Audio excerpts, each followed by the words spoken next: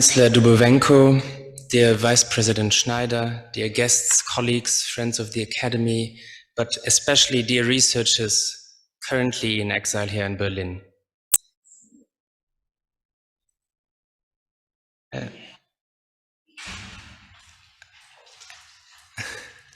As you will probably recognize, I am not Christoph Markschies, the president of this academy. He sends his apologies, and while he would love to welcome you all here in German, in the academy, the German railway system prohibits him from doing so. His train is running late. Therefore, I am here, his personal assistant. My name is Roland Röhmhild, and I will just say a very few words of welcome to all of you on his behalf. As many of you will have learned by now, the German system of academia is not always easy to navigate in. Getting some sense of orientation can be difficult, and today is meant to provide such orientation, or at least first orientation on which you can build further in the future. I believe it is very fitting that this event is taking place here at the Academy. As Christoph Markschies likes to say, we are over 300 years old, but also 30 years young. The Academy is heir to the Prussian Academy of Sciences. It was reconstituted after the German reunification as Academy of Berlin and Brandenburg. And we therefore embody many of the intricacies of German academia that you will also already have encountered. What's more, we owe a lot to people who had to flee their country of origin or who were descendants of such people. The Huguenots, French Protestants who were exiled from their homeland, especially at the end of the 17th century, practically ran this academy on their own for the larger part of the 18th century. The philosopher Gottfried Wilhelm Leibniz came up with a plan for this academy and was its first president without being here very often, and this room is actually called in his name's honor. Yet without the Huguenots and their commitment to science, it would not have flourished. They came here with practically nothing, and yet they made invaluable contributions to science in this city and this country. The French Reformed Church outside on the Gendarmenmarkt is a monument to this history. Such a very short look back on our history underlines that Berlin has always welcomed people who were in need of refuge.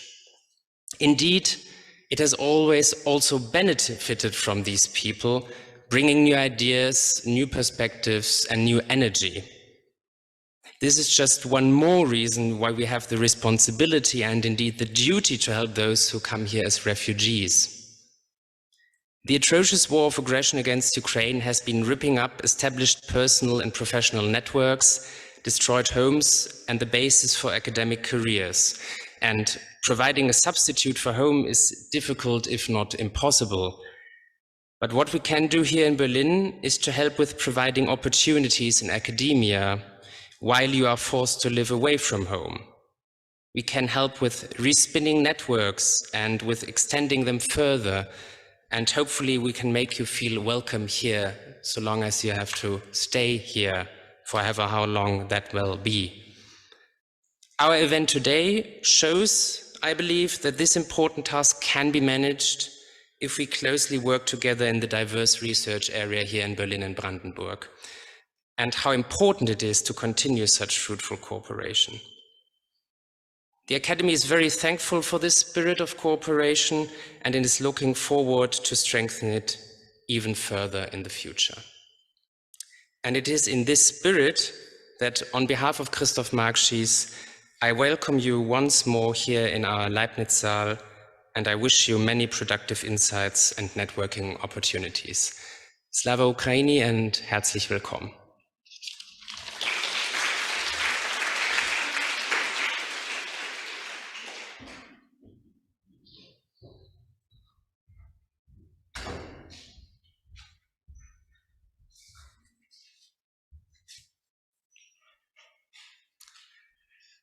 Dear Embassy Councillor Dubovenko, lieber Herr Röhmhild, lieber Herr Hoffmann, dear ladies and gentlemen, dear colleagues, dear students.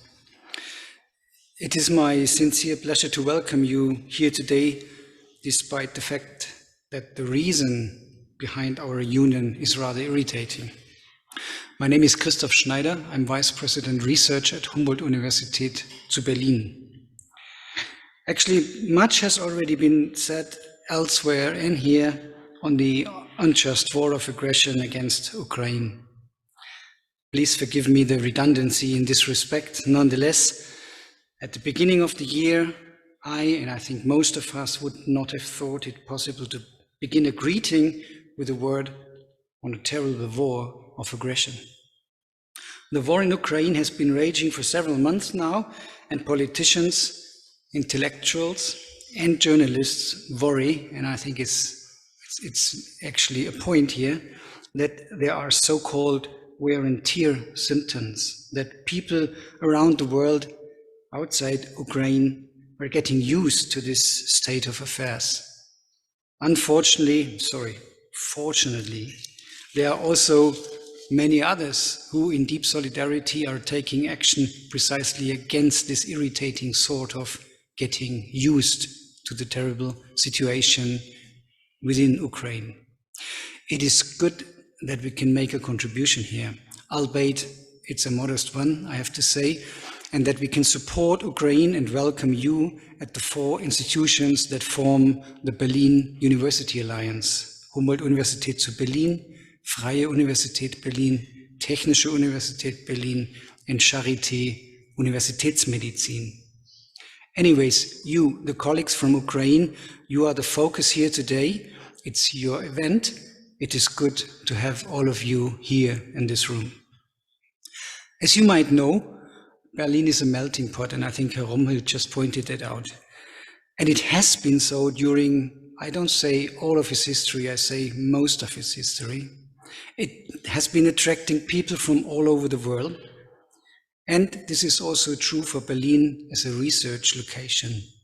The Berlin University Alliance builds on this potential, developing its joint strategy in research and teaching, further expanding this network of joint strategic partnerships with leading universities worldwide, promoting research and teaching collaborations in Europe and beyond.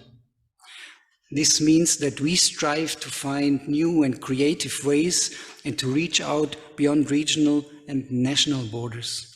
It also fundamentally implies that we are caring for what is happening in Ukraine. Please be assured that the Berlin University Alliance keeps up its solidarity with Ukraine. And for sure, we will do this within our expert areas, which is research and teaching. This means not only a warm welcome, it implies hopefully low threshold admission procedures with a wide choice of degree programs and courses, and an invitation to conduct joint research with our colleagues in the faculties and departments of the Alliance. It also includes language classes, psychological support for those in need, help with finding accommodation, financial support, and so forth. In other words, it includes, to the best of our abilities, everything that you, as you are being confronted with violently enforced exile to a foreign country, do need. Berlin4Ukraine, Meet and Learn, a network event for exile researchers. It's another effort in this direction offered to you. It is the joint effort of 2 initiatives in the Berlin academic landscape, where networking is one of their main tasks. One of those, the Berlin Center for Global Engagement, is part of the Berlin University Alliance. The other, the BR50 network, links together Berlin's non-university research institutions. Both bodies seek exchange between Berlin academics as well as with society and politics. So with them, our colleagues from the Berlin Center for Global Engagement and BR50 specialists were at work in creating the platform that is presented here today. The aim is to provide space for you to start a cross-faculty conversation amongst you. This eventually also aims at providing colleagues and students from Ukraine with access to information on the academic system here in Germany, both in very general terms and also specifically regarding funding opportunities for refugee researchers. Finally, it also serves as a forum for the exchange of views on the future of German-Ukraine scientific cooperation, hopefully in the near future, in a peaceful, just, and trustworthy global political environment. May it be a fruitful and peaceful scientific future for all of us, spanning across Europe and reaching out to the one world that we are collectively inhabiting. On behalf of the Berlin University Alliance, I wish everyone intensive discussions, many new insights and ideas, and an encouraging time and the opening up of new perspectives for every one of you. Please accept my apologies that I have to leave soon because I have other obligations this afternoon.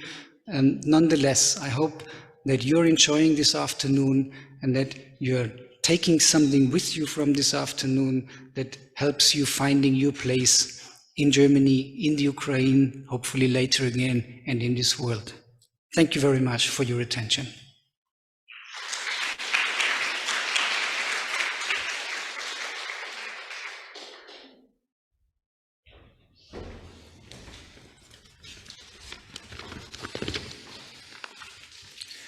Thank you very much, Roland Röhmhild, and to the BBAW, the Berlin-Brandenburg Academy of Sciences and Humanities, for the warm welcome and the hospitality today.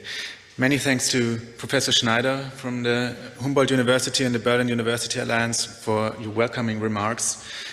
Dear Ambassador Councillor Dubovenko, dear researchers, dear guests, my name is Gregor Hoffmann. I work at the Berlin Social Science Center, WZB, and I'm responsible for the BR50 office, Berlin Research 50. Mr. Schneider mentioned it, the network of non-university institutions in Berlin. First, some organizational remarks. So if you want to listen to a Ukrainian translation of today's event, you may either go to room K1, where the childcare is set up. There's an option to listen to the Zoom stream where we have a Ukrainian translation included. You may also use your private device and earphones and join the web stream. You can ask for the link at the front desk if you need to. Secondly, it's not obligatory to wear a mask today, but we recommend it because of the current increase in infections with COVID-19. This is also the reason why we ask you to test before you came to this event. We did not expect the rules to change this very morning, and we did not expect the chaos in the testing centers. So please accept my apologies for any inconvenience this morning.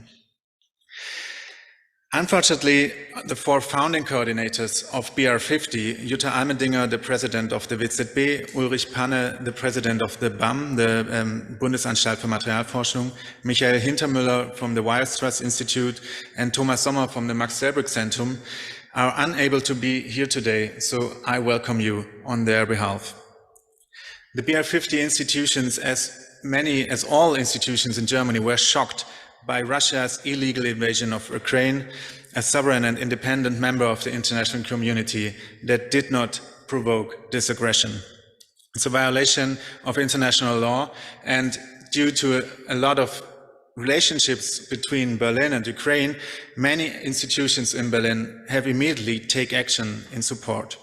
They declared their solidarity, especially with those that advocate free science and cultural exchange across borders, because, as you all know, as we know, science and research live from cross-border cooperation, from international exchange, from peace and trust.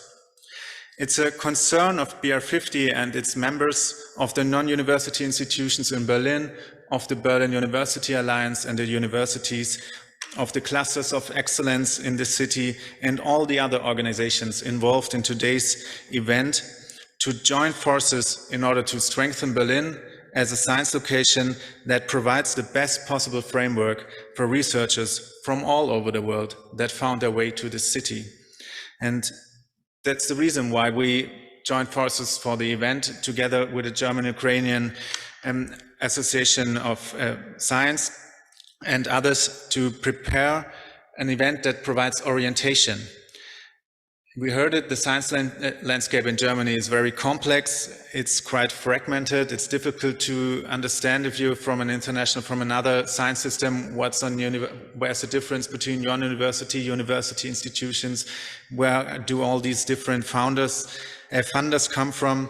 So we aim to help you to find your way around a little easier in this system, or at least we hope that at the end of this day, at least you know where you can find the information that you need. Hence, an important point of today's program is Oksana Solmenich's talk after the welcoming remarks. She works at the MDC, is responsible for funding applications and science management, and she's involved in the German-Ukrainian Academic Society. So she aims to explain the differences between the two academic systems and gives you some orientation in the German system and in Berlin with its many different institutions. However, another important condition for successful research is networks. Today's event also aims at least to be kind of a Kickstarter for you to establish new networks with people you haven't known so far, to get to talk to different institutions in Berlin, to get to talk with people from your discipline, from other disciplines. So we have set up several information desks in the other room, and there will be a session later on where we have disciplinary exchange where you can get to talk. Just talk to other people, get to know them, collect some information. We will have a reception at the end of this event where there will be more time to find your way around, to talk to people, to network. But not only Berlin's actors are speaking today, we have also invited your colleagues from Ukraine, people that are still in Ukraine and couldn't make it to Berlin, and to share their thoughts and to give us an impression what has happened to your lives in the last couple of weeks and months. So we invite the colleagues to join us on the floor later on, and we invite you from the audience to share your thoughts. Well, time is limited, but we also want to get some input from you, what your expectations are, what you think you need. So if if the time is not enough for you to speak, we have a box where you can put some cards in, share your thoughts, your expectations, what you need, ideas how Berlin could support researchers that strengthen the city better.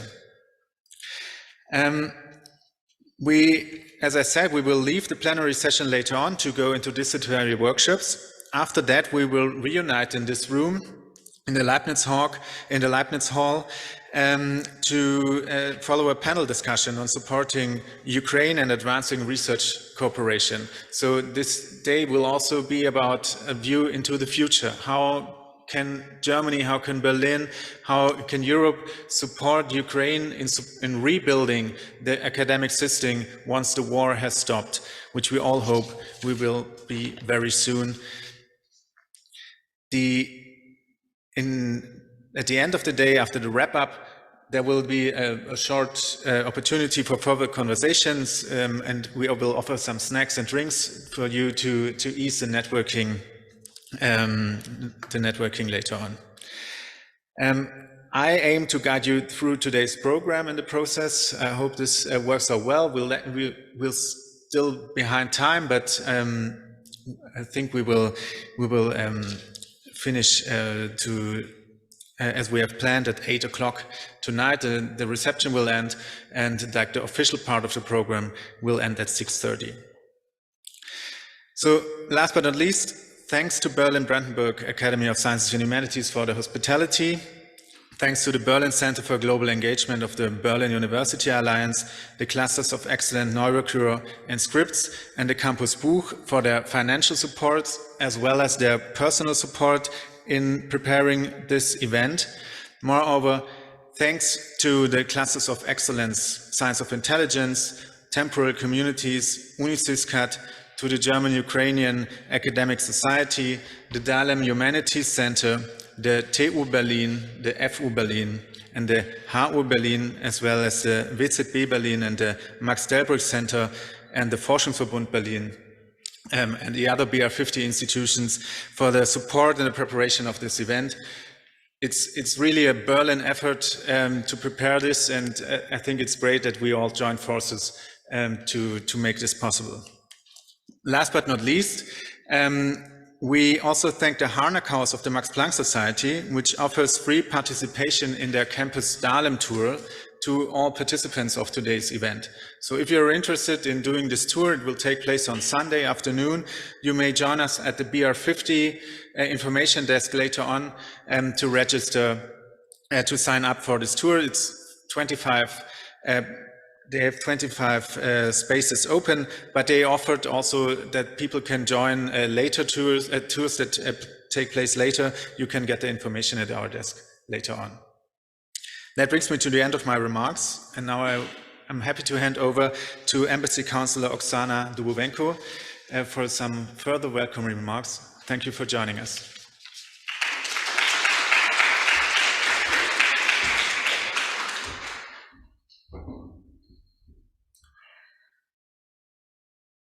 Ladies and gentlemen, dear participants of the meeting, first of all, I would like to thank the organizers for arranging today's networking event, for supporting Ukrainian scientists who were forced to leave temporarily the territory of our country.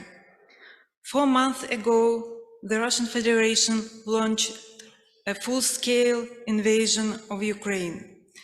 The Russian army is bombing the entire territory of our country. In the occupied territories, the Russian troops are showing unbelievable cruelty towards everyone and everything. Images of the atrocities from the Kiev suburb of Bucha went around the world. But there are such atrocities in all occupied territories. And the city of Mariupol has become an even greater casualty and a symbol of that war as well.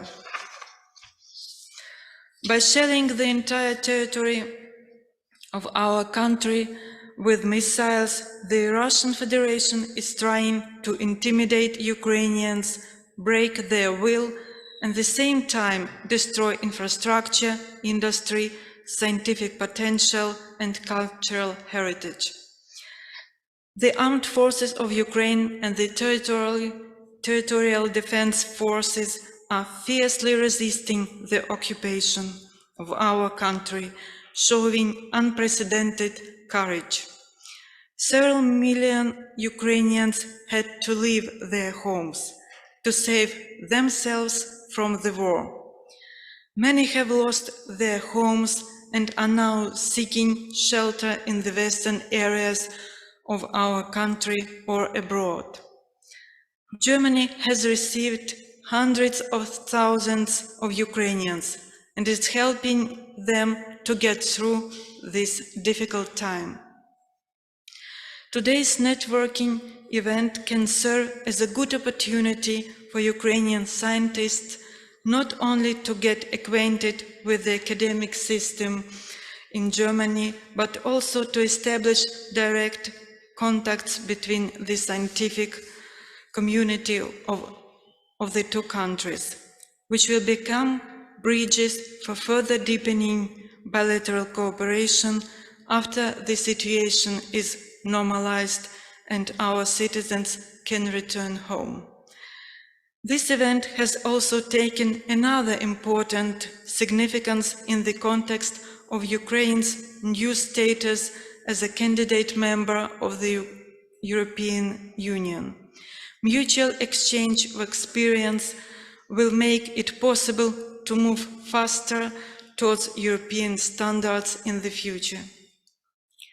For the scientific sphere, the candidate status is an impetus for the implementation of qualitative changes and significant achievements. I wish all the participants of today's event fruitful work and success. Thank you for your attention.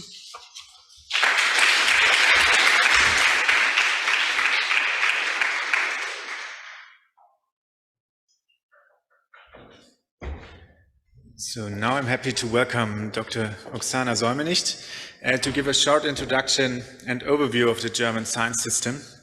So here is the presenter. Дякую. Добрий день. Моя презентація, вона англійською мовою, але я буду говорити українською і, можливо, інколи я буду робити невеличку, таке узагальнення англійською мовою. Я сподіваюся, що ви мене добре чуєте.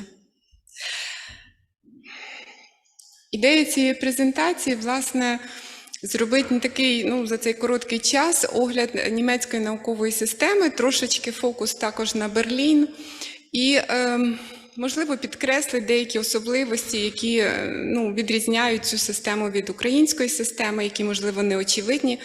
І англійською мовою я, можливо, буду це робити узагальнення для наших німецьких колег, тому що вони, відповідно, не знають української системи.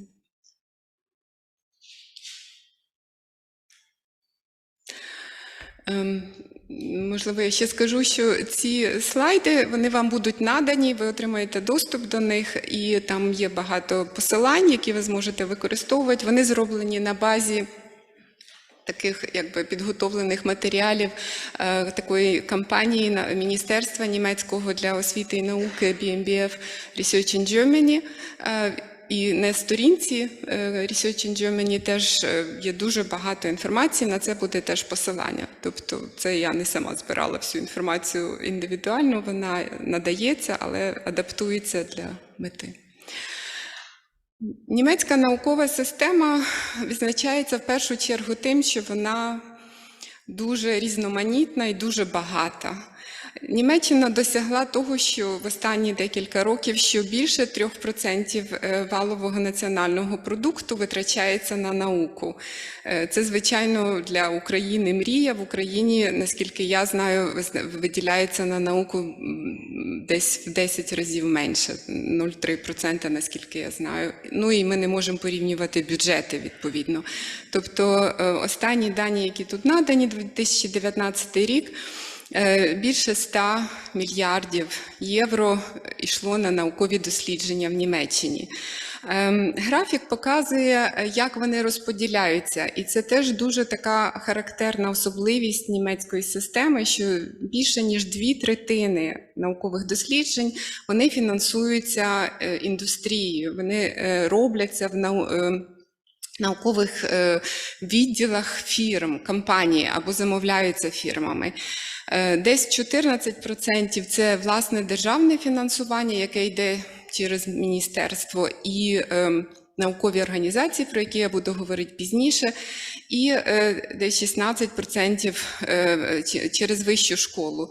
Тут, знову ж таки, дуже важливо наголосити, що так як Німеччина є федеральна країна, то за Конституцією освіта взагалі є підпорядкована землям. І фінансування університетів повністю відбувається за рахунок коштів земель.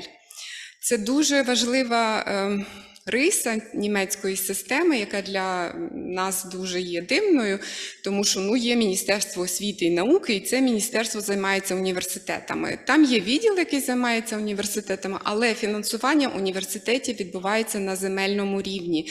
Рішення щодо фінансування професур, узгодження, бо це до пенсії, і фінансування має бути від землі, і чи є в землі гроші фінансувати такого професора, це все вирішується на земельному рівні. Це дуже-дуже важлива відмінність, яка не завжди усвідомлюється, тому що українці приїжджають сюди з централізованої держави і очікують, що є такі правила в університеті, вони загальнонаціональні. то в Німеччині вони, що стосується університету, вони земельні. І це дуже-дуже важливо. Тобто в землях є свої уряди, там є свої міністерства освіти, науки, культури, вони по-різному називаються, але, власне, оце регулювання і законодавство, воно земельне. Це дуже важливо.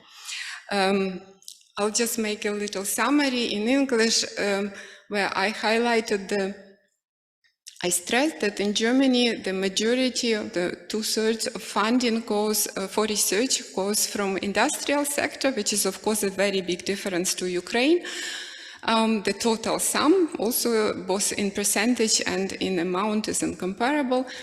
And the important distinction is that Germany universities and general education is subordinated to the Länder and not to the Bund.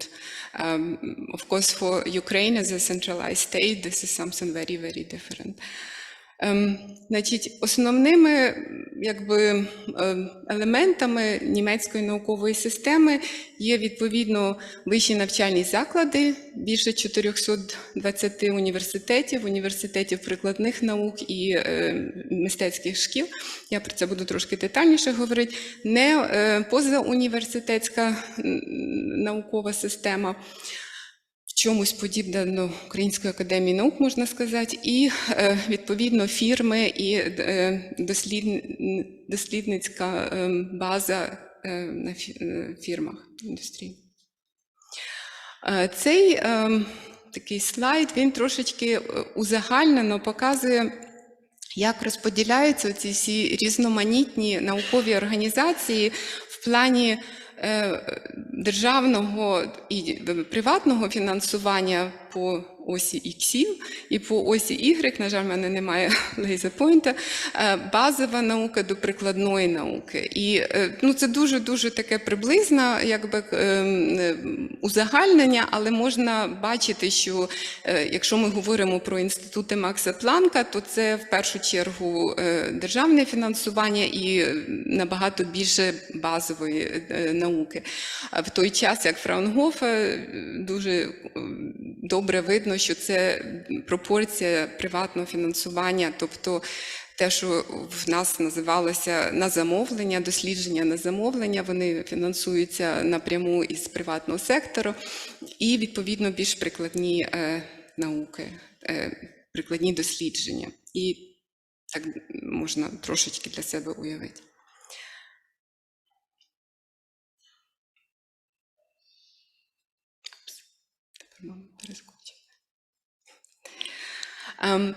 На цьому слайді ви можете побачити такі основні організації, деякі про них, я впевнена, ви про них чули, але я просто в такому системному огляді надам трошки детальнішу інформацію.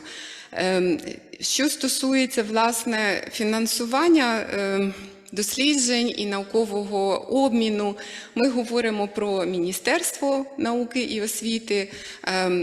Міністерство в першу чергу фінансує, наприклад, наукові дослідження в співпраці з певними країнами. Тобто країни проводять консультації, домовляються, що ми хочемо підтримати дослідження в такій-то, такій-то сфері, і на наступні 2 роки оголошується конкурс на фінансування певних проєктів між Німеччиною і Україною, планувався на цей рік, або Німеччиною і Бразилією, і там інколи оговорюється, чи це загальна наука, чи це тільки для того, щоб проводити якісь вебінари, чи це, наприклад, для того, щоб робити тільки дослідження в певній галузі. А всередині Німеччини дуже важливі 3 таких організації. Це Німецька служба академічних обмінів ДАД, Фундація Олександра Гумбольдта і Німецька науково-дослідницька фундація, про яку я знову ж таки трошки детальніше розкажу пізніше.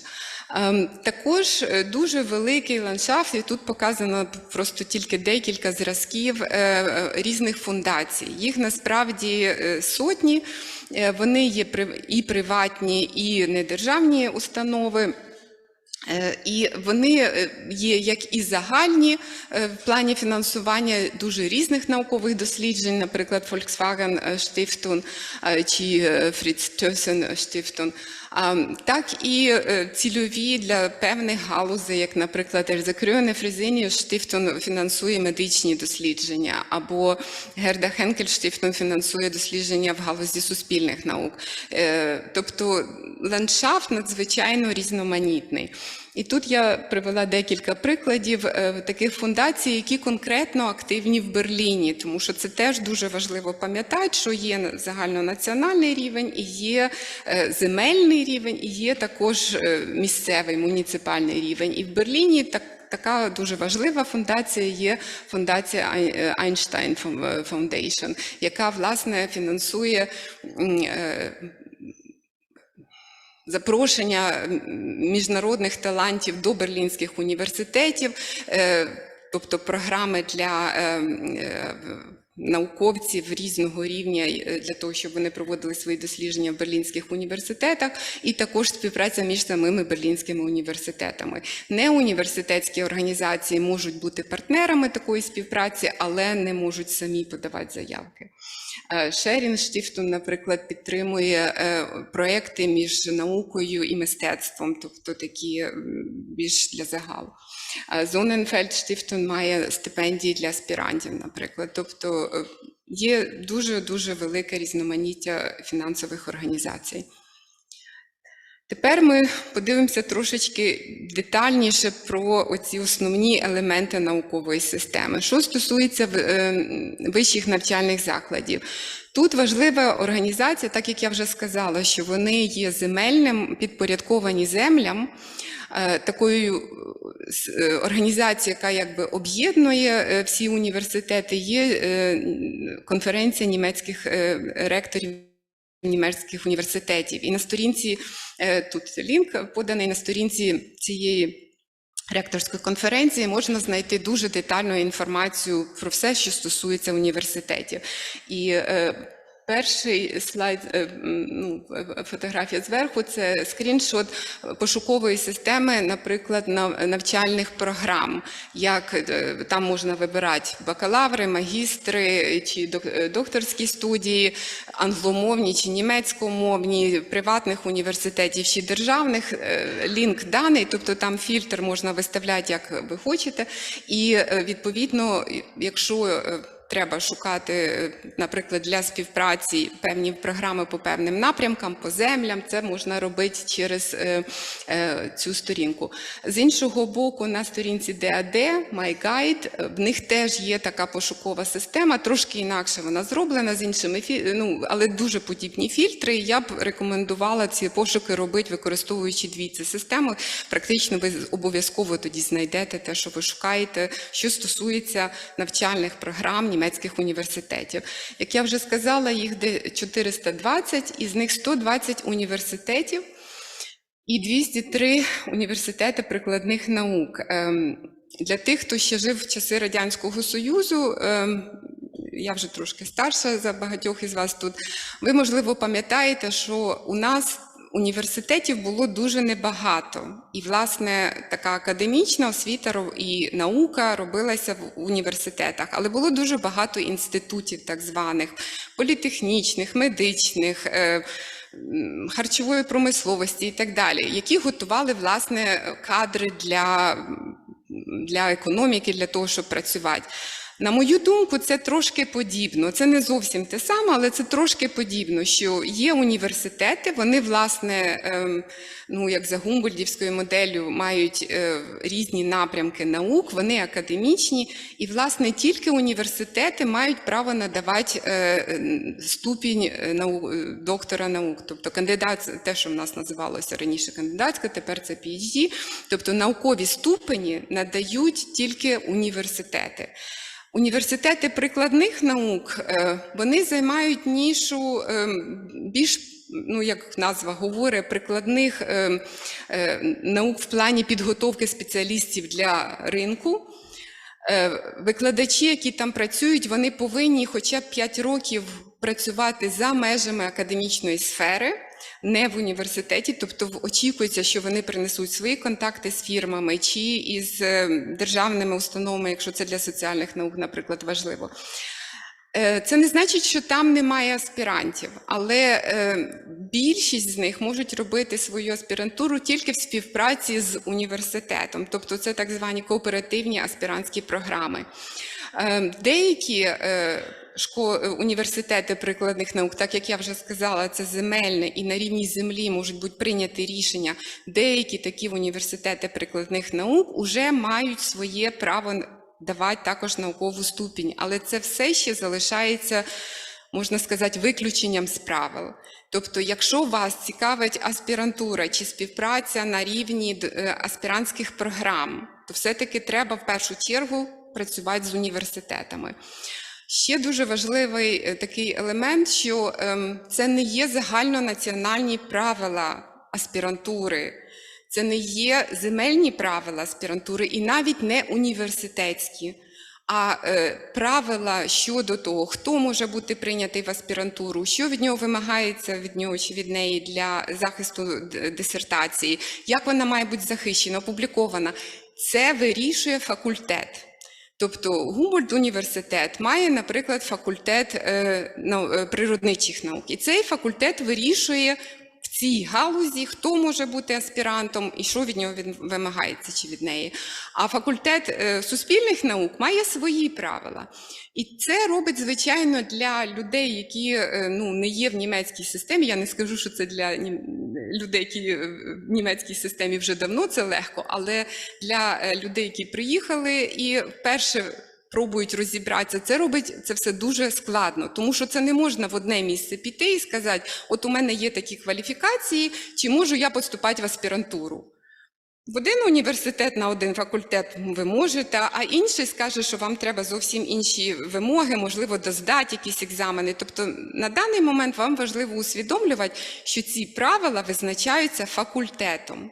Не університетом, не землею, не загальнонаціональні. І це є дуже велика відмінність до української системи, як на мене. I'll translate very briefly just the point about the PhD. The PhD in Germany is awarded only at the universities, the Fachhochschulen. Some of them are now got the right to award the PhD degree, but the majority can only do it in cooperation with the university. And that the Promotionsordnung, the rules for PhD, are decided not on a national level, not on a state level, not at the university level, but at the level of the faculties, of individual faculties of universities. And this is a very big difference compared to Ukraine.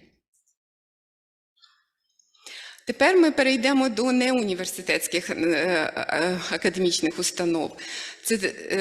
Я б це порівнювала з тим, що в Україні є інститути академії наук і академії наук педагогічних, медичних і так далі. У Німеччині це організовано інакше, є 4 основних організації, які мають різну кількість одиниць, інститутів або центрів, і по-різному фінансуються. І вони мають трохи різну філософію. Тут важливо розуміти, що це не було так, що хтось сів і подумав, як найкраще це все організувати. Це була певна еволюція, і це так склалося. Тому в певній мірі якісь дослідження в певних галузях, вони дублюються, але цим самим створюється дуже велике різноманіття того, де можна проводити дослідження і як воно фінансується, з яким фокусом.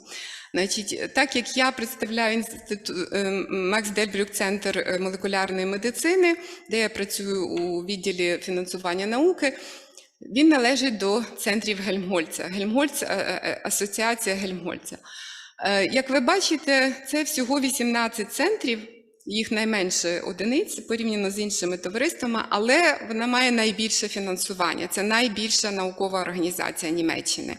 І фінансування центрів Гельмгольца відбувається за принципом 90-10. 90% дає федеральний бюджет і 10% земля там, де знаходиться інститут. Тобто, наприклад, МДС, де я працюю, знаходиться в Берліні, 10% йде з бюджету землі Берлін і 90% від федерального бюджету. Це дуже добре, тому що це прямі державні фінансування.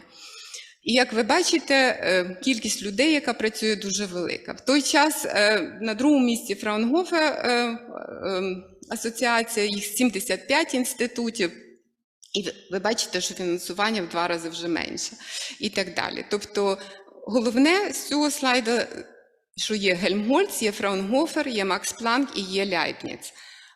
І зараз я трошечки конкретніше скажу різницю між ними.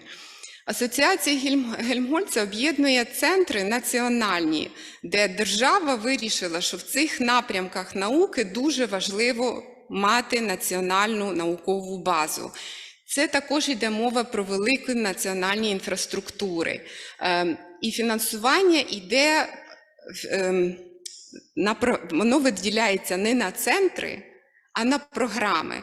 Тобто мій центр робить дослідження в галузі медицини, і таких центрів є декілька. Є німецький центр ракових досліджень, є німецький центр досліджень нейродегенеративних або інфекційних захворювань. І от ці центри, вони змагаються між собою в рамках програми фінансування здоров'я. А є ще 5 інших програм, вони перераховані: енергія, земля і довкілля, інформація, аеронавтика, космос і транспорт і матерія. Як ви бачите, суспільних наук там немає. Тобто це не значить, що в наших центрах зовсім немає суспільних наук, але тільки в контексті, наприклад, змін клімату чи проблем довколишнього середовища.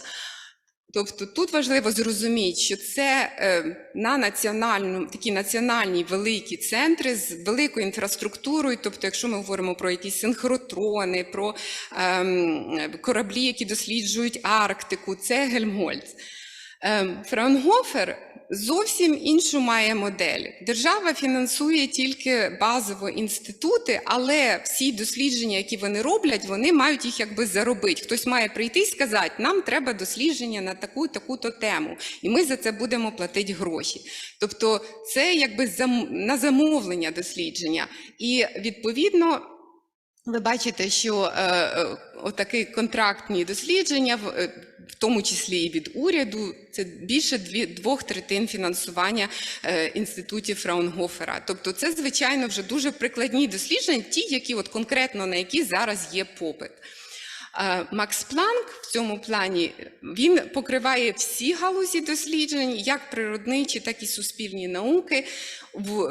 І він ці інститути, вони більше націлені на особистостей в плані найкращих. Ми хочемо фінансувати найкращих спеціалістів у будь-якій галузі науки.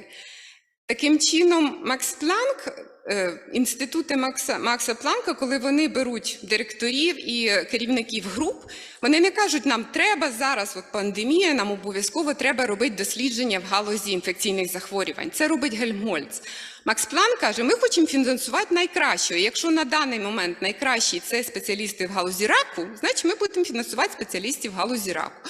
Тобто фокус іде інший. Звичайно, в кінці кінців є інститут Макс Планка, який займається інфекційними дослідженнями, і є Національний центр інфекційних досліджень Гельмгольца, але просто принцип він інший. І це важливо усвідомлювати. Інститути Макс Планка мають більший фокус на те, що ми фінансуємо найкращих, вони більш тісно співпрацюють з університетами, мають спільні аспірантські програми, хоча всі організації вже зараз мають спільні аспірантські програми з університетами. І вони, звичайно, набагато менші, 300-400 чоловік, в той час, як центри Гельмгольца, наш центр – це майже 2000 чоловік, і це маленький центр, тобто це зовсім інший розмір. Інститути Ляйбніца, вони трошки, можна сказати, між іншими, їхні дослідження дуже міждисциплінарні. Вони в тому числі дуже звертають увагу на економічні, екологічні питання і питання на рівні земель, які дуже важливі. І тут теж важливо знати, що якщо мова йде про дослідження в музеях, в бібліотеках, архівах, то це більше всього будуть інститути Ляйбніца. Тобто для тих з вас, для кого ці дослідження важливі, повинні для себе думати, мені треба в першу чергу передивитися інститути Ляйбніца. Ну, якби ви отримали трошечки таку загальну картину про специфіку цих організацій. І, як я вже говорила, фінансування, в той час, як Гельмгольц це 90/10, то пропорція державного фінансування, вона менша в інших організаціях. І всі з них мають, звичайно, іще і кошти з грантів, які їхні вчені отримують. Це як окрема категорія. Крім цих 4 великих організацій, бо, якщо ви пам'ятаєте, на одному з попередніх слайдів, більше 1000 різних наукових інститутів неуніверситетських є в Німеччині. Є ще так звані федеральні наукові інституції, наприклад, Роберт Кох-інститут. Там не тільки дослідження пов'язані з епідеміями, але вони виробляють правила, все, що стосується інфекційних захворювань і безпеки біологічної. Тобто це і сервіс для держави, і в тому числі дослідження. Також на рівні земель і також інститути певної галузі, так як тут БАМ, наприклад, представлений, це де стандарти виробляються для виробництва і все, що пов'язано з фізикою, і також Академії наук. І тут дуже важливо пам'ятати, що Академія наук в Німеччині, а їх 11, як ви бачите, тобто є національна, Леопольдіна, є ми тут в стінах Берлін-Бранденбургісche Академії der Wissenschaften. Це в першу чергу Scholarly Society, це організація експертів у галузі, в своїй галузі, які на національному рівні, які можуть разом ділитися своєю експертизою в вигляді position papers чи якихось рекомендацій політичних, але академії не мають інститутів наукових, як в Україні. Тобто це зовсім інша ідея, що таке Академія наук.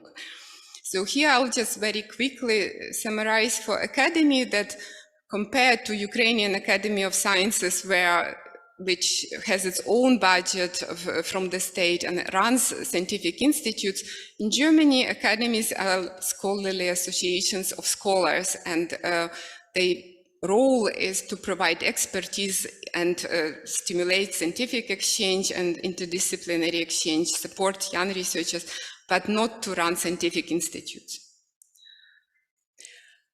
Тепер я трошки буду показувати ще і програми фінансування. Я хотіла показати цю програму, яка, звичайно, через війну стала під дуже великим питанням, але, наскільки я знаю, вона продовжується. Тобто я говорила, що частина фінансування йде напряму з міністерства.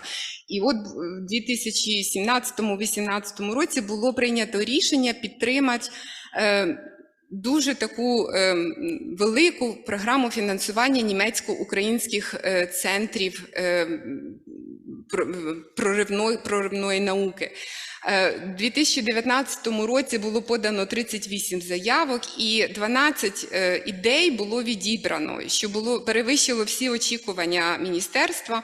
Ця програма не є фінансованою з двох сторін, вона фінансується тільки німецькою стороною. Ідея була така, що цих 12 ідей, вони попрацюють рік, вироблять концепти таких центрів, і потім 4-5 цих центрів в Україні їм будуть надані кошти 4-5 мільйонів на те, щоб вибудувати такі центри досліджень в Україні, німецько-українські. Презентація цих центрів відбулася 8 лютого, буквально за декілька днів до початку війни.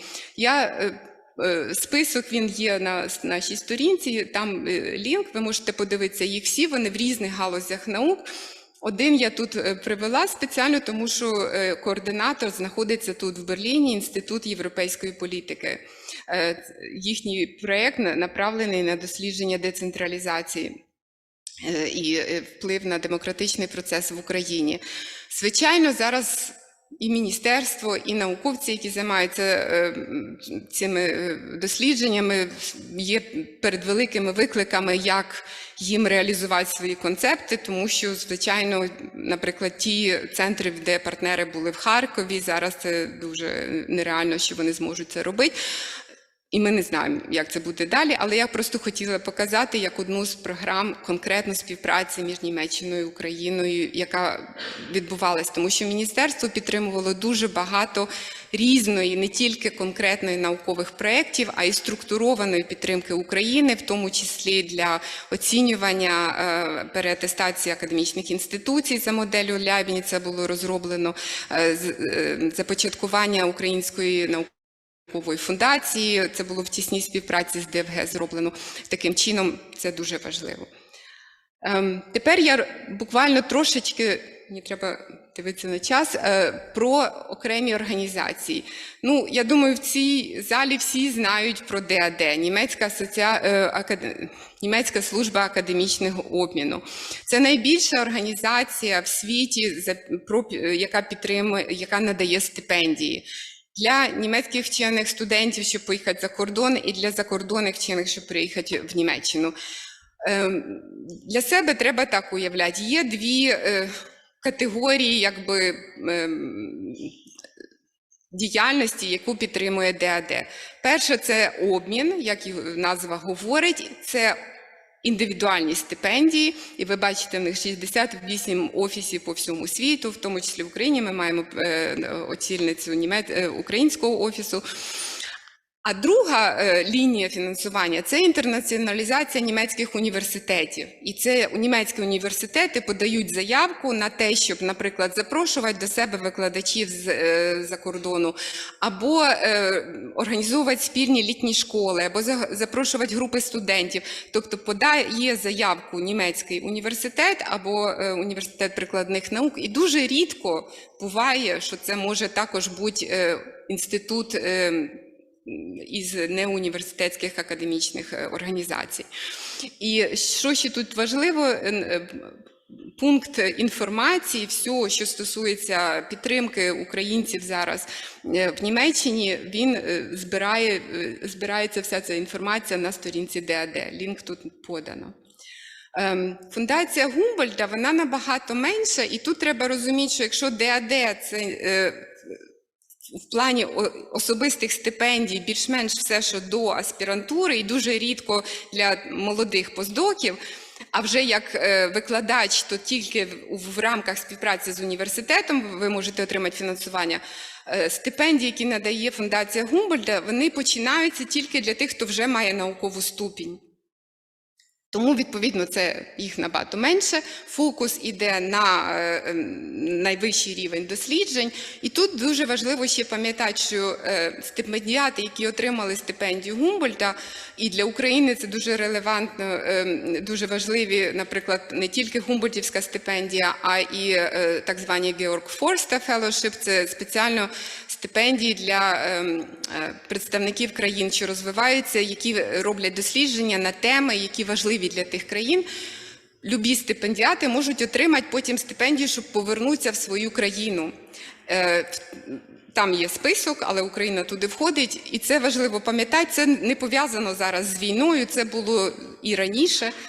І, як на мене, це один із небагатьох прикладів, коли підтримуються не тільки іноземні стипендіати, щоб вони приїхали в Німеччину, а вони підтримуються для того, щоб вони поїхали назад в свою країну і змогли віддати свої знання. І тут я привела приклад Філіп Шварц ініціативи, дехто з вас, можливо, про неї чув. На сторінці ще вчора ввечері була інформація, що до кінця червня буде оголошений новий конкурс. Можливо, трошки затримується. Можливо, ви теж чули, що Європейська комісія через Marie Curie Action виділила додаткові кошти на фінансування власне, українців, які зараз за кордоном. Воно передбачає в тому числі продовження фінансування, якщо люди повертаються, і це буде йти через Філіп Шварца ініціативу. Мені треба трошки швидше, я попробую закінчити. Німецька наукова фундація, вона фінансує гранти, які подають вчені, які працюють в університетах. Вчені, які працюють в організаціях неуніверситетських, вони часто, майже завжди, можуть подавати на ці гранти тільки в співпраці з університетами, хіба що, як Лейбніц, організація має окремий договір. Виділяється фінансування на гранти, дуже хороша система, тому що дуже рідко є якісь дедлайни, в основному просто треба подавати гранти. І я тут привела приклади, власне, політики ДФГ щодо підтримки українських науковців, тобто в рамках уже існуючих наукових проєктів можна просити додаткові кошти, щоб інтегрувати українського науковця в свою групу. Дуже важлива база даних проєктів ДФГ.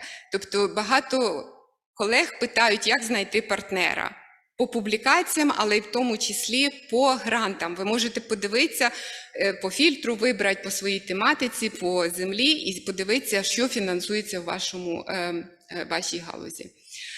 І це приклад однієї з програм ДФГ, яка в тому числі фінансує частину проєкту в країні-партнері, такій як Україна. Тобто не тільки в Німеччині, а і кошти можуть бути витрачені в Україні. Тут є колега із ДФГ, і ви можете підходити і запитувати. Про Берлін, ми тепер йдемо від Німеччини до Берліну. Ви вже просто чули від наших високопоставлених представників про Берлінський альянс університетів, тому я не буду тут затримуватися.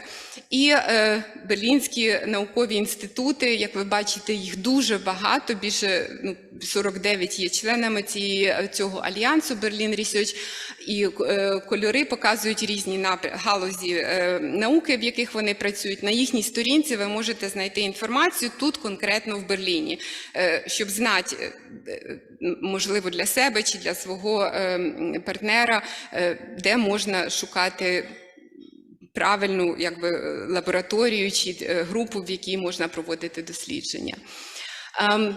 Це інформація про фінансування, де дедлайн завтра, але буде інший конкурс ще оголошений, і дуже важлива друга лінія фінансування, яка, власне, буде підтримувати університети в Україні. This funding line is very important not only for individual researchers here, and the second call would be announced soon, but also a funding line 2, which would be announced soon, where universities in Ukraine could be supported. І це вже чисто я про 2 чи 3 слайди вам покажу, де зібрана інформація, яку ви пізніше можете собі подивитися детальніше. Так як я була представлена, я також є управляючим директором Німецько-Українського академічного товариства, і на сторінці нашого товариства ми збираємо, як можемо, інформацію, яка для вас може бути корисною. І щодо просто роботи, і щодо допомоги українцям в Україні, і щодо грантів на збереження даних, наприклад. І минулого року у вересні у нас була велика конференція тут у Берліні, де є запис сесії всіх програм, які стосуються фінансування, ДФГ. Воно все записано на YouTube, ви можете подивитися, і це для вас корисний ресурс. І в брошурі ви знайдете презентації. Також є, звичайно, інші місця, де можна знайти корисну інформацію, я її тут привела для вас. І це загальна інформація про Німеччину і про Берлін. Наприклад, всі аспірантські програми в Берліні, чи літні зимові школи, які проводяться в Берліні і так далі. На цьому я закінчую. Я дуже перепрошую, що це зайняло трошки довше. Thank you so much. I'm sorry that it took longer, but it's a big science system.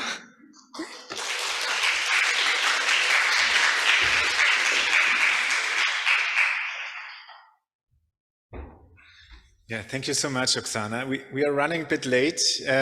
By the way, it's, as you said, it's a complex science system. It's a complex situation. So we now would move on to give you a voice, to give some Ukrainian researchers a voice, which is also aiming at the Germans and European partner funding organizations in this room to get an impression. What you thought? Sorry.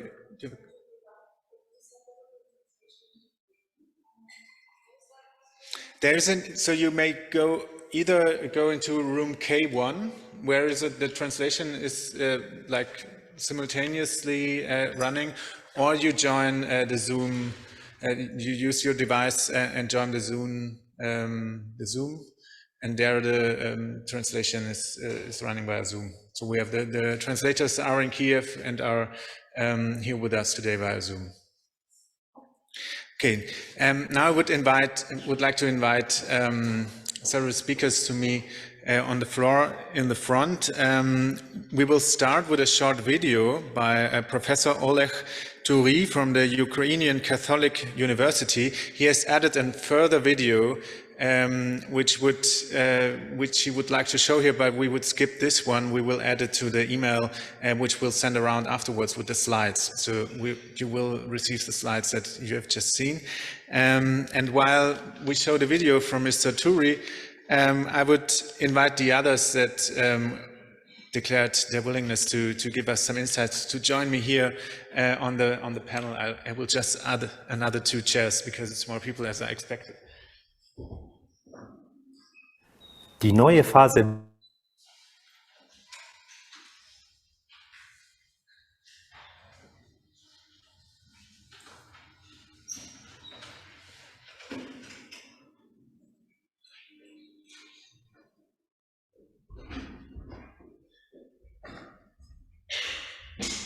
des Krieges, den Russland gegen die Ukraine am 24. Februar 2022 begonnen hat, ist der massive Angriff in Europa seit den Zeiten des Zweiten Weltkrieges. Dieser zynische und brutale Angriff hat das ganze Europa verändert. Unsere globale Sicherheit, unsere Werte und unsere Zukunft sind in ernster Gefahr. Heute braucht die Ukraine wie nie nicht nur die Hilfe, sondern auch eine echte Solidarität und Unterstützung von anderen demokratischen Ländern, um die verbrecherliche Vernichtungskrieg zu stoppen und das ukrainische Staat, die ukrainische Volk und unsere gemeinsame Welt zu retten. Wir sind wirklich sehr dankbar für jede humanitäre Hilfe, die wir schon von verschiedenen Ländern und Menschen sowie auch aus Deutschland erhalten haben. Welche Prioritäten in dieser Situation für uns als Gemeinschaft der Ukrainischen Katholischen Universität sind heute wichtig? Einige Aktivitäten unseren Lehrenden und Studierenden habt ihr gerade in einem kurzen Video gesehen. Erlauben Sie mir noch auf ein paar weiteren Aspekten hinweisen. Eines der Hauptziele der Universitätsausbildung ist die Erziehung der aktiven Bürger der demokratischen Gesellschaft. So steht in einem Dokument von Europarat. Da können wir mit Sicherheit sagen, dass das russische Bildungssystem bei dieser Mission durchgefallen ist. Seit dem Kriegsanfang wendet sich die Ukrainische Katholische Universität an die Akademiker und Forschungsgemeinschaft mit dem Aufruf, die internationale Wissenschaftsbereich zu deputinisieren. Leider wurden die langjährige Investitionen in eine wissenschaftliche Zusammenarbeit mit Russland für die Verstärkung des antidemokratischen und de facto totalitären Regime benutzt. Wir vertreten die Meinung, dass die akademische Gemeinschaft als Beispiel dienen soll und adäquat auf die Barbarei von Russland reagieren soll. Die Welt muss einig bleiben, um der Aggression zurückschlagen zu können. Die akademische Welt soll sich auf eine solche Werte wie Ehrlichkeit, Gerechtigkeit, Menschen- und Freiheitsrechte stützen. Wir sind davon überzeugt, dass die Intellektuellen und Wissenschaftler die besondere Verantwortung für den Frieden, für die Freiheit und die Diktaturverhütung tragen. Wir rufen sie auf, ein Teil der globalen akademischen Front im Kampf für die neue Architektur der dekolonisierten Wissenschaft zu werden. Wir rufen sie auch auf in der Partnerschaft mit der UKU Mitglieder des Netzes der Solidarität und Strategiepartnerschaft zu werden, die darauf gerichtet ist, die ukrainische talentierte Jugend zu unterstützen, die eine gute, qualitative Bildung in der Ukraine bekommen möchte, in der Ukraine bleiben wollte und den Beitrag für den Wiederaufbau der Ukraine leisten kann, für ihre und unsere Freiheit, für gemeinsame Zukunft. Ich bedanke mich sehr herzlich und bin sicher, dass wir sehen uns bald wieder. To invite Tetjana Kostyuchenko, Taya Kozak, Olga Kutsenko, Tetjana Lechata, Mikola Lazarev, and Irina Yakovenko to join me on the panel.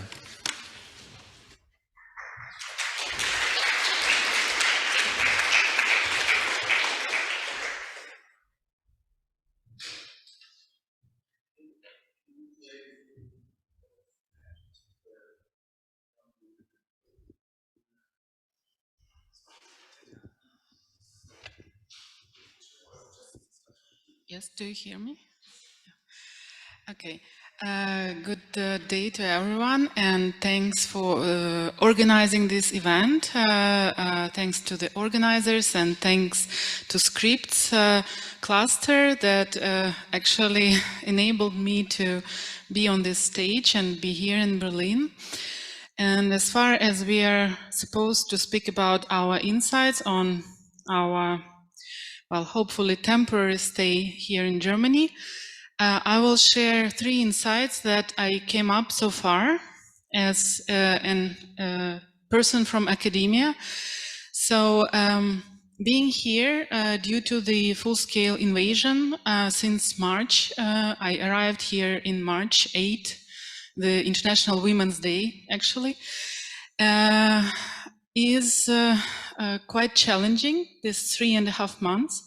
And the first insight that I would like to speak on is that although I am here, as many of you, physically safe and feeling myself able to walk around the parks, on the streets, do some grocery shopping, or do my research in the office, and feeling safe, not thinking of the rocket threats, yes, but all my minds, all my thoughts, every day from the morning till the evening, are in Ukraine. When I scroll the newsfeed, when I see that, for example, the shopping mall was shot in my native region, Poltava, in Kremenchuk, and that strikes me every day. So physically, we are here. Emotionally, we are split, because we are both in Germany and in Ukraine. And I think that this feeling can be shared by, well, most of you, I think,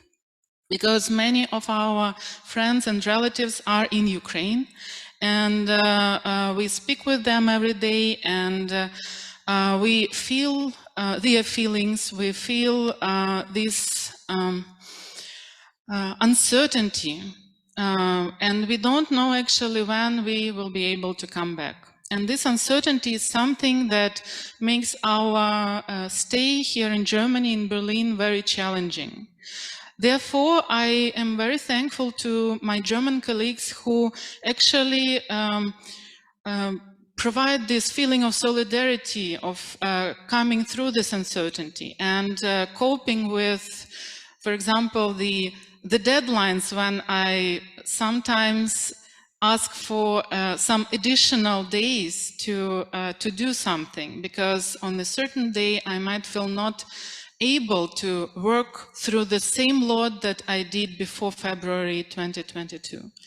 So in this respect, I think that this patience and understanding is very crucial for making this collaboration with people here in Germany, with the German colleagues. And again, thank you for understanding that challenges.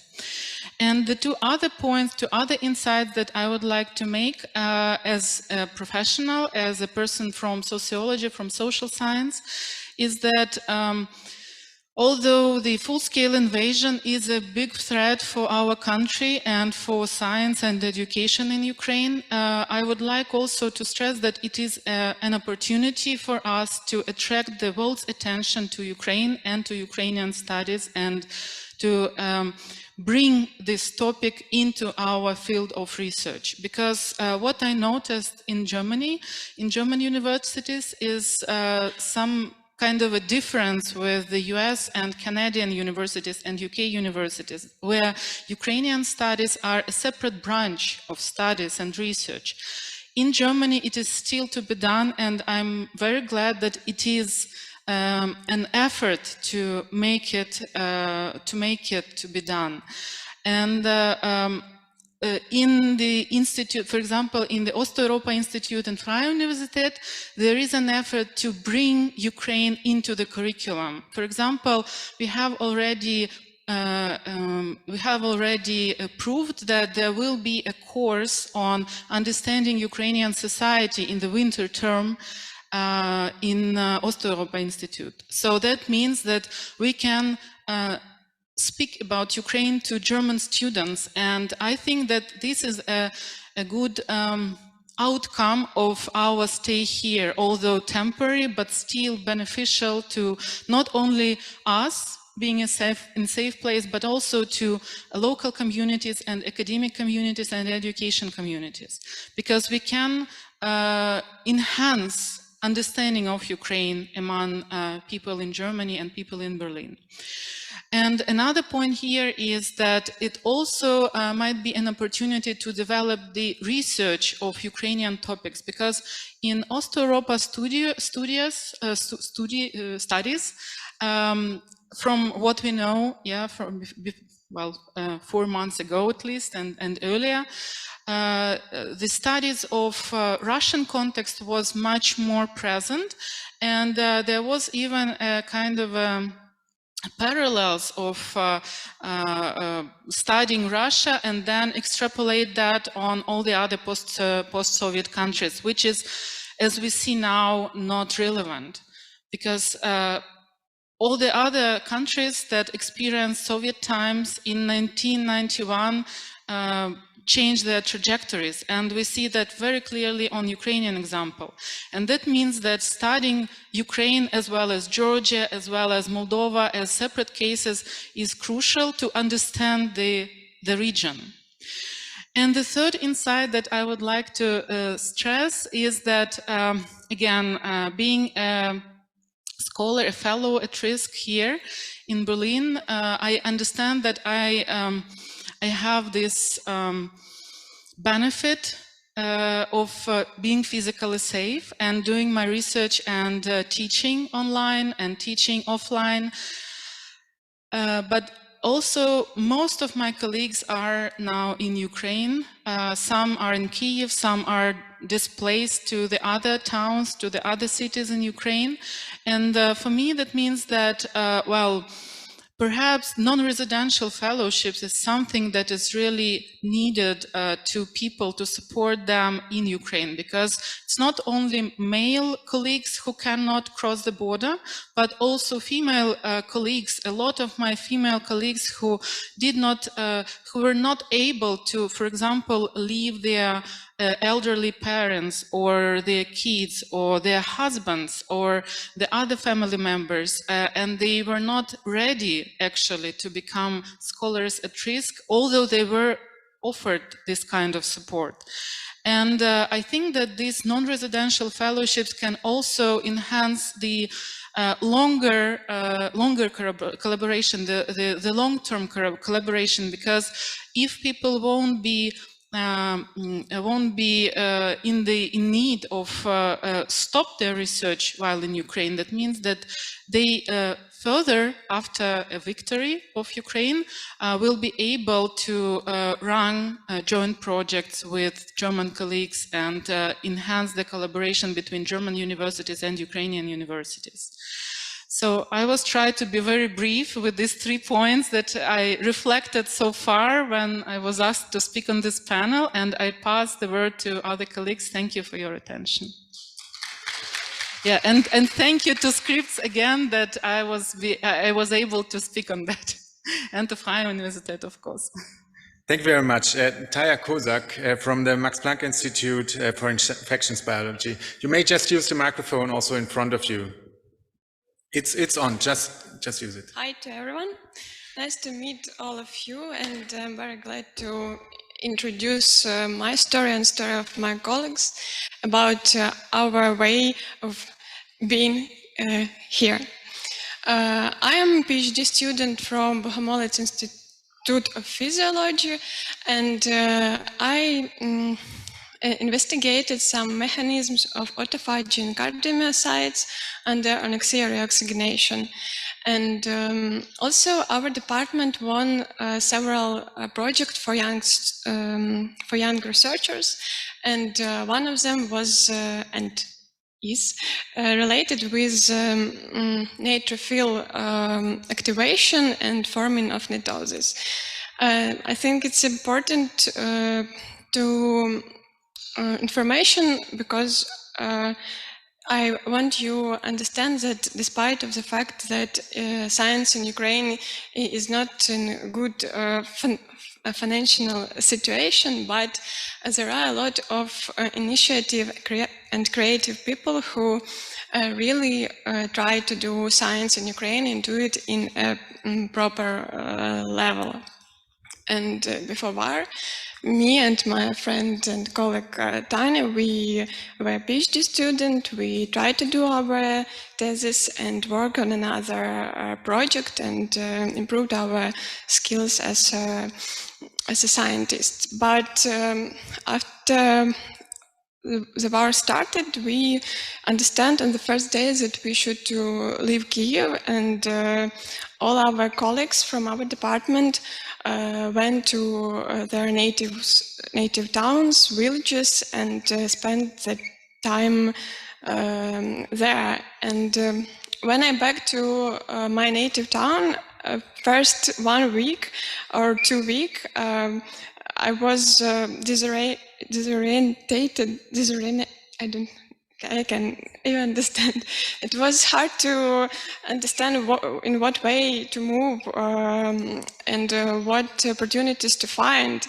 But I need to say that Ukrainian scientists abroad, they are very helpful for scientists in Ukraine, because on the first day of war, on a volunteer initiative in Telegram, we created a chart named Help for Ukrainian Scientists, and the first information for new opportunities to continue my work and to find some new job and other, I received from that chart. And maybe after 2 weeks, I received a call from my supervisor, and he said that Viktor Desenko, I'm very grateful for that call, and he said that our team from our department receives an invitation from MPI, a laboratory of Artur Zichlinsky at Institution on Infection Biology. So now me and my supervisors, our seniors, continue our project about neutrophils at this lab in Berlin. And we are very happy and glad to be here and improve our understanding of processes we started to research in Kiev. And I'm very happy to be here and understand that there are a lot of people that try to understand the real situation, current situation of science in Ukraine. And I think it's important to create more and more platforms for communication and changing of idea how we could help Ukrainian science which are in Ukraine now, because our boys from science area, they can leave country. Most of my mentors, they are in army and try and defend our land. So, but another part of scientists still going to institution and try to continue their work.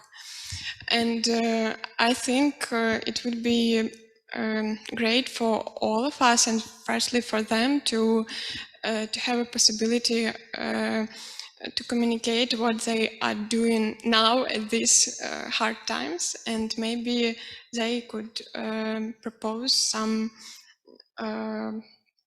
ideas how European scientific society could help them, and how some cooperation may exist. Thank you for attention.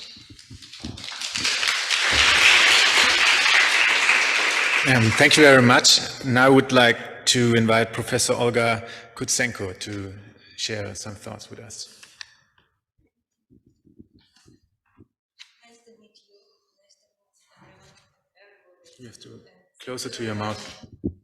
Closer to your mouth. And thank you very much for organization of this possibility. Let me share with you some my experience, ideas, and insights concerning the living in Germany, working in Germany, and some problems which could be maybe decided or overcome in our solidarity actions. My name is Olga Kutsenko. I am a professor of sociology and work at Kyiv National University, Taras Shevchenko National University of Kyiv. Until now, we continue to work with our students in distance, not maybe in my university, but in other universities I know in Ukraine. Maybe you know also that the pandemic's challenges taught us how to do it well, to work with students in distance. Only yesterday I took the last exam from my Kyiv students in this academic year. And you know, during the war period, our students became more motivated to study than it was before. I also serve the Sociological Association of Ukraine. I've been elected 3 times as a vice president of this association. And during last year, also I headed the section of social sciences and humanity at the National Research Foundation of Ukraine. For the first time, last fall, we launched the new grant competition for social scientists and representatives of humanities. We received a lot of very competitive, very prospective research projects, very topical research projects. But however, summarizing of the expertise with following up allocation of research grant has not been completed because of the war and the following budget sequestration. After endless threats of rocket fires, sleepless nights and days, after 2 rockets destroyed an apartment building nearby me, the rockets which flew literally over my head when I ran down to the shuttle. I decided to leave Kyiv for the war time, and since the March, I don't remember, maybe 10, I live and work in Germany. Here in Berlin, I felt fully the power of friendship and the power of weak ties. I give a look at Tatiana Kostyczenko, who defend brightly the dissertation devoted to study of social network, including the ties, social ties. In the past, I had good research collaboration and contract experience working at Wissenschaftszentrum Berlin and Freie University in Berlin. And I am internally grateful to my new and former collaborators, friends, and other colleagues who responded and supported me and many other Ukrainian researchers and students during the difficult war time. I was involved, staying in Berlin, I was involved by Professor Christian Dinel from Nexus Institute in participation of preparation, of a research proposal on democracy. Proposal was submitted for the Horizont Europa. To be honest, it was hard for me to work systematically due to constant stress and strong psychological depends on the war news from my homeland, from my relatives and friends from Ukraine. But it was done.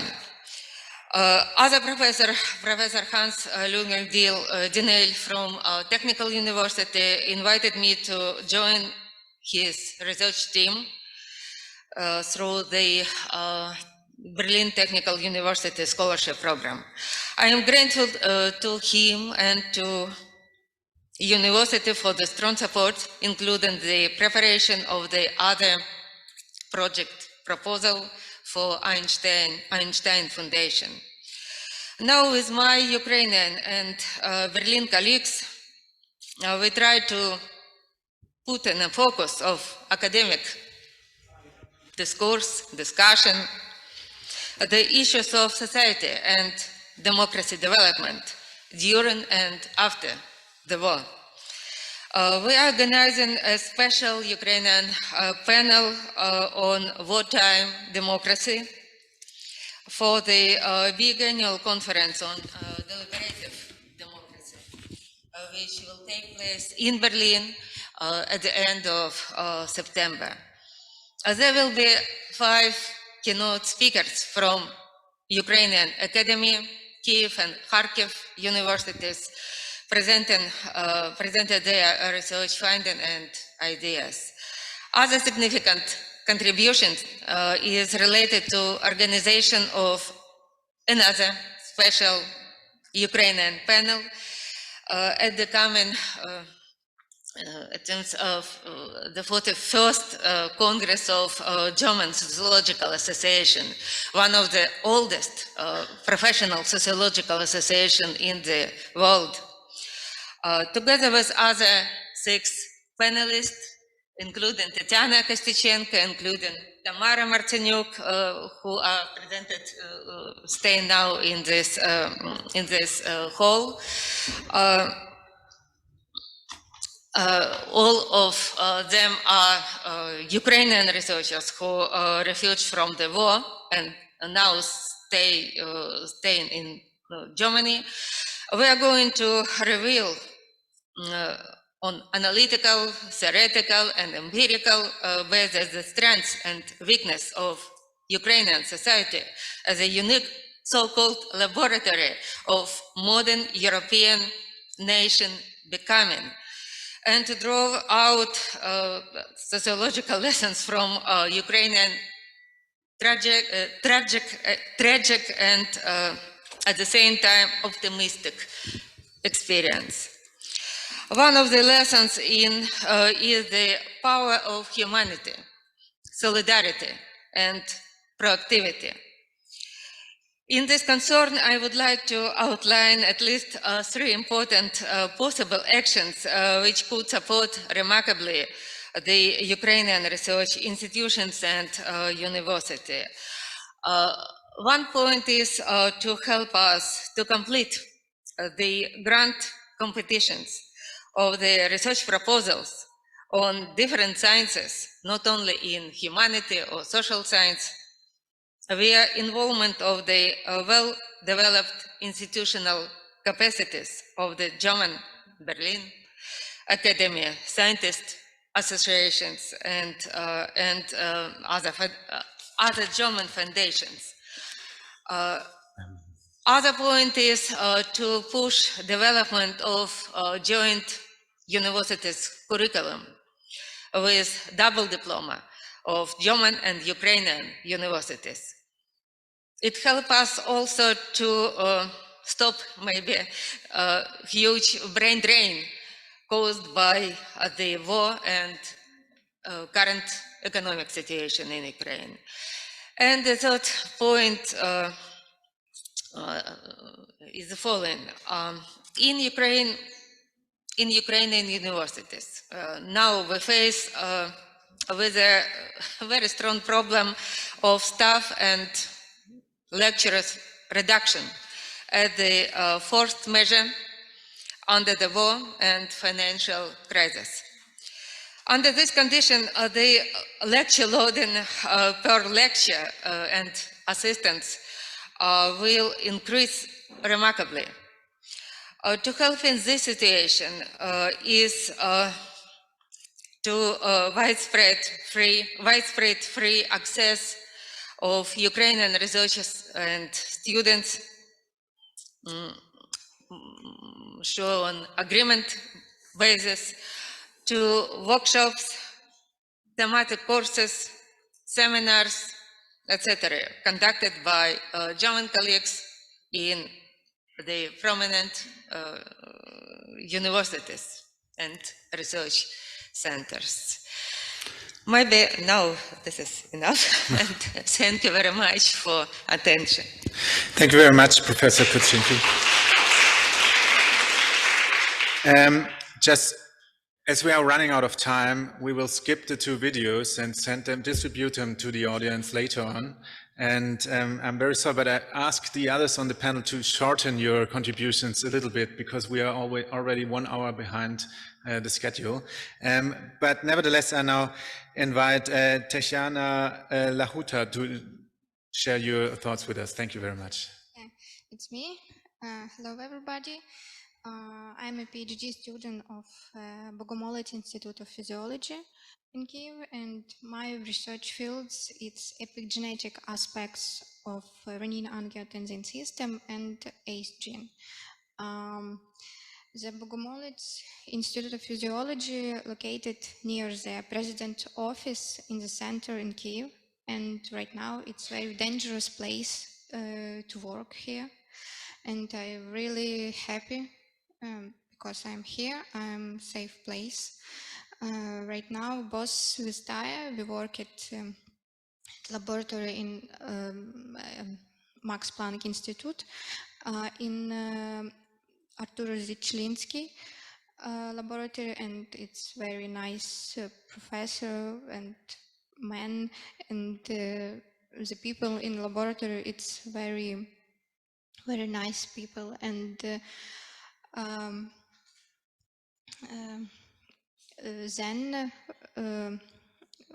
from November I can continue my PhD thesis at Max Delbrück Institute in laboratory of Michael Bader, and it's very cool. But still, my friends and my family, my colleagues in Ukraine, and they need help.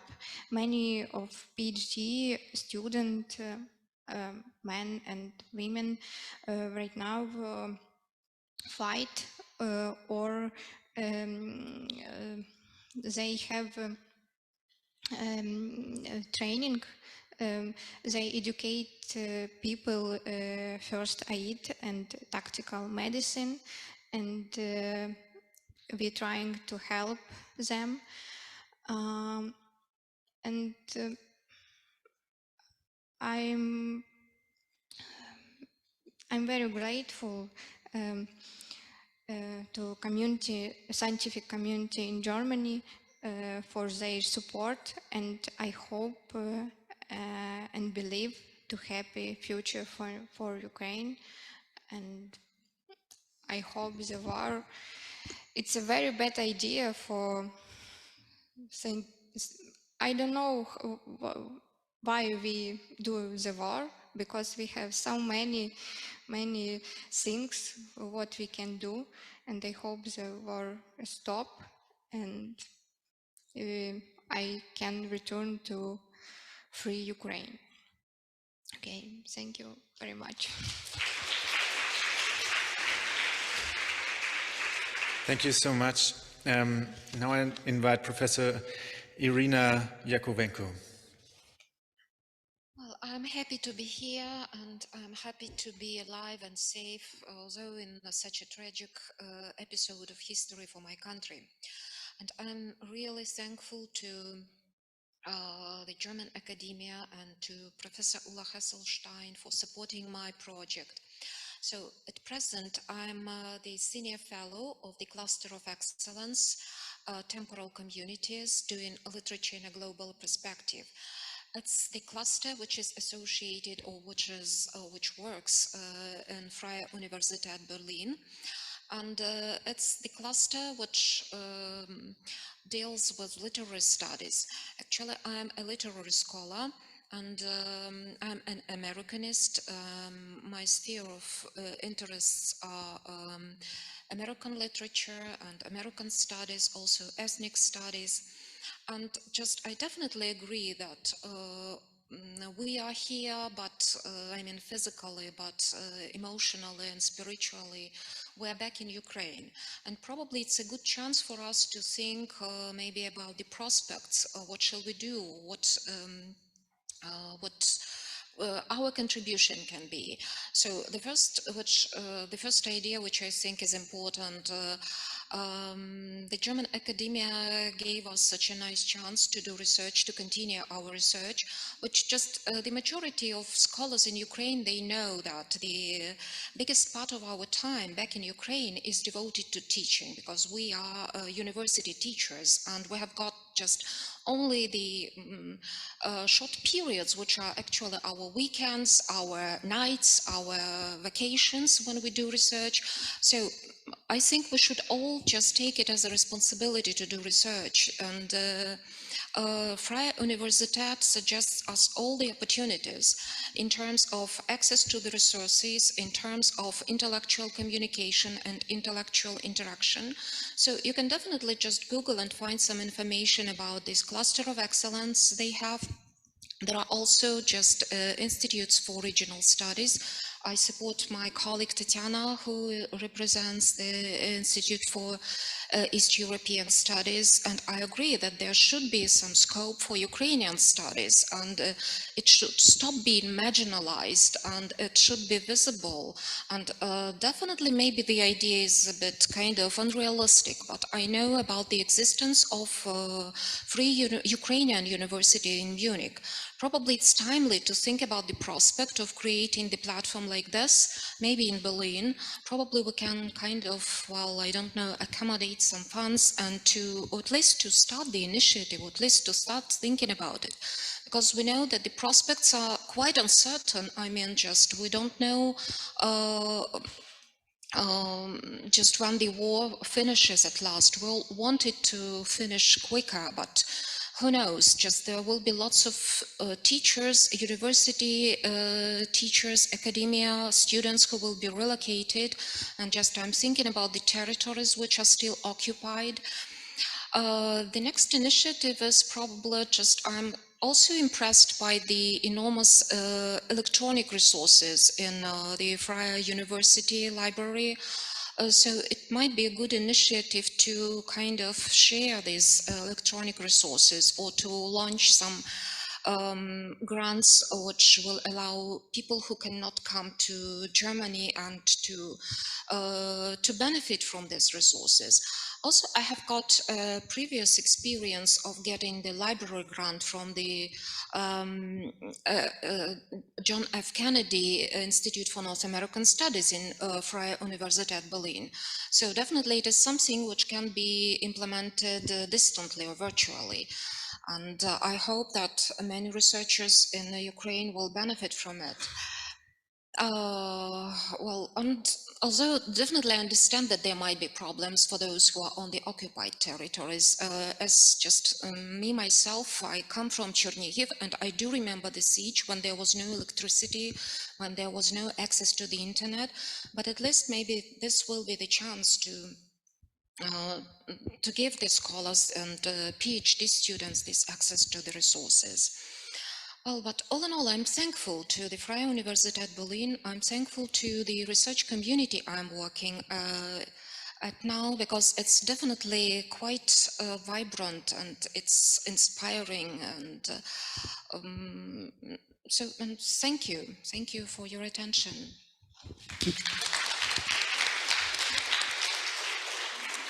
Thank you very much. And now I would like to hand over to Dr. Mykola Lazarev.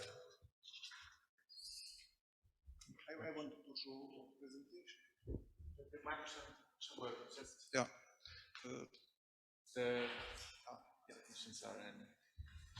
From the beginning. No, you have to.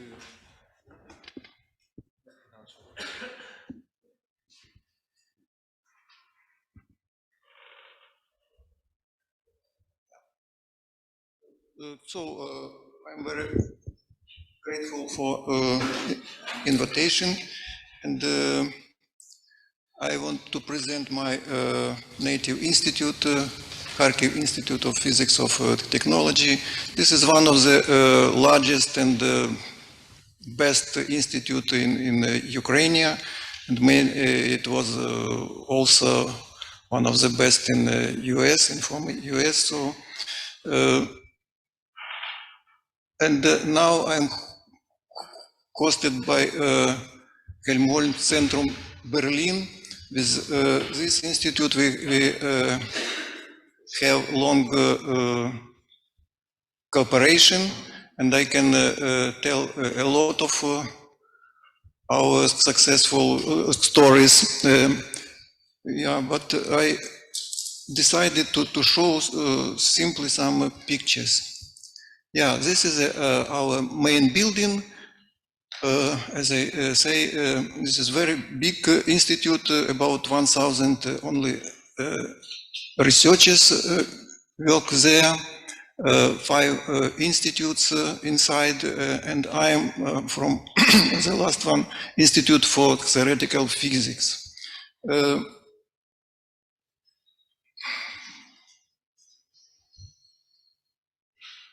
Yeah, but after the 24th of February, the life changed. Our institute on the northern part of Kharkiv, so very close to Russian border, about 30 kilometers. So on the first and next day, big fighting start there. And here you see a building of our department, of physical department of our university. It was nearly completely destroyed in the first day. In several days it was bombed our institute and just installed new subcritical neutron source also was bombed. In a few days it was destroyed many other buildings. And as a result, in the first day, our institute was closed, and only some technician people care about equipment, and all our employees move across Ukraine and to different countries. 30 countries hosted our scientists all over the world. In particular, this is from our whole center, and this is only our Institute of Theoretical Physics. We have 61 scientists, and 19 of them now works in Europe.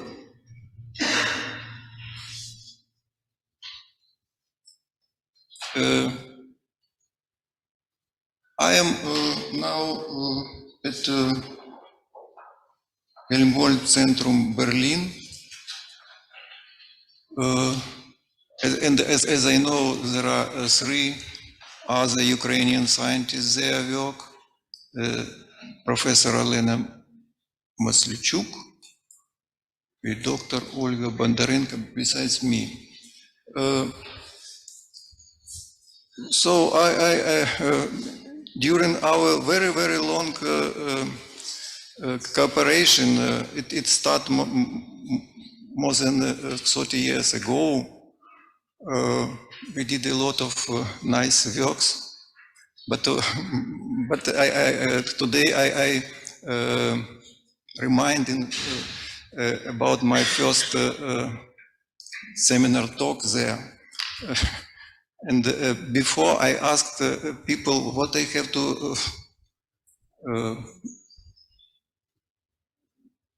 do first of all, and my nice friend Volkmar Naundorf advised me, you can tell anything, but the main point, you have to be finished in time. This is the main point.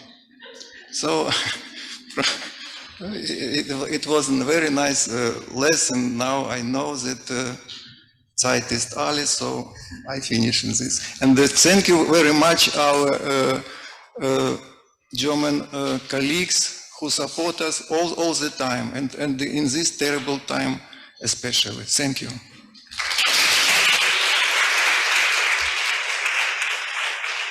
So, thank you very, very much for sharing your thoughts with us. And I'm very, very sorry for Professor Hanna Tolstanova, who is not able to, who we are not able to listen to. She's the Vice Rector for Research at the Taras Shevchenko National University of Kiev. We will distribute the link to her, thank you, to her talk afterwards, and we will upload it somewhere so that you can have a look at what she was thinking, because she also prepared a short presentation showing which impact the war has on the Ukrainian system of science, and it's a very interesting talk and a very interesting presentation, so we'll share this afterwards. And also, I'm very sorry that Professor Dr. Sergei Parkhomenko from the Mariupol State University, who is also currently a fellow at the FU Berlin, is not able to speak us now because we're just out of time. I'm very sorry.